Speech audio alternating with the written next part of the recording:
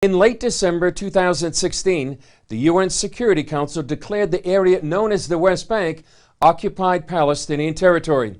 But do the Jewish people have their own claim to the land, known in the Bible as Judea and Samaria? Here's CBN News Middle East correspondent Julie Stahl. More than 400,000 Israelis live in Judea and Samaria, an area much of the world calls the West Bank or occupied territories. Israel argues the land is not occupied but disputed because it was never a modern country and its status has never been resolved. In 1967, Israel took back this area known as the Biblical Heartland in the Six-Day War.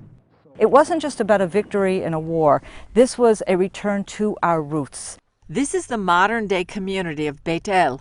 Established in 1977, it's home to some 6,500 Israelis. It's in the same area and named after its biblical ancestor Beit El, also known as Bethel, the house of God.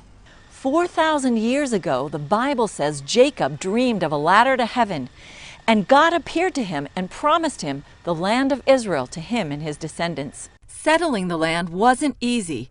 It was barren and rocky.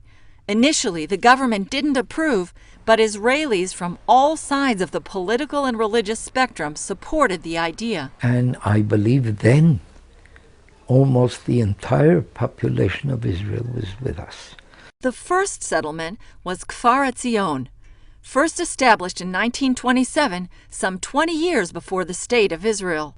Arabs destroyed Kfar Etzion 3 times over the years. The 1948 siege led to the evacuation of women and children and an eventual massacre of the fighters left behind.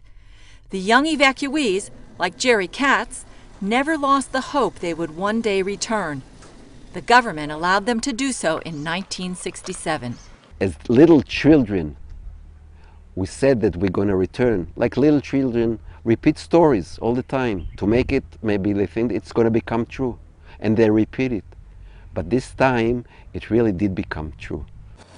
Even with this history, the settlements remain under attack.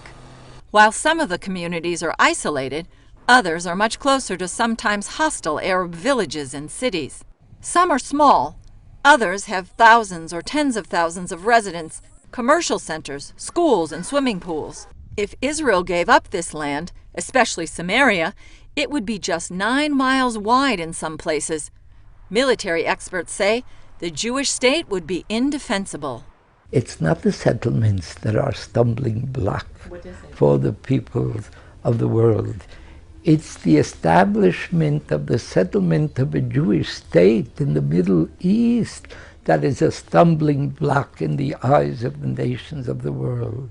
Many supporters point out that almost all Israeli settlements are built on state, not private land. And there is confusion when Palestinians claim sovereignty there. It's very important to understand that the personal property ownership rights of the Arabs have been completely respected. But we don't agree that they have sovereign rights to this land. At one time, many Israelis were ready to give up the land in return for the promise of peace. Now, after Israel uprooted 21 Jewish communities in the Gaza Strip and 4 in the northern West Bank in the 2005 disengagement, they've changed their minds. The wake-up call has sent a message to all Israelis that the settlements are not the root cause of the Palestinian-Israeli conflict, and certainly not an obstacle for peace. The message to the terrorists has been that not only is terrorism paid off, but in fact you get more and more recognition by the international community. Although the United States has had a long-standing policy against settlements, Israel believes that may be changing under President Trump. Years ago, Trump even gave a donation to Beit El. And while much of the world is still pushing Israel to give up its biblical heartland, those who live there hope they can continue reclaiming their biblical heritage.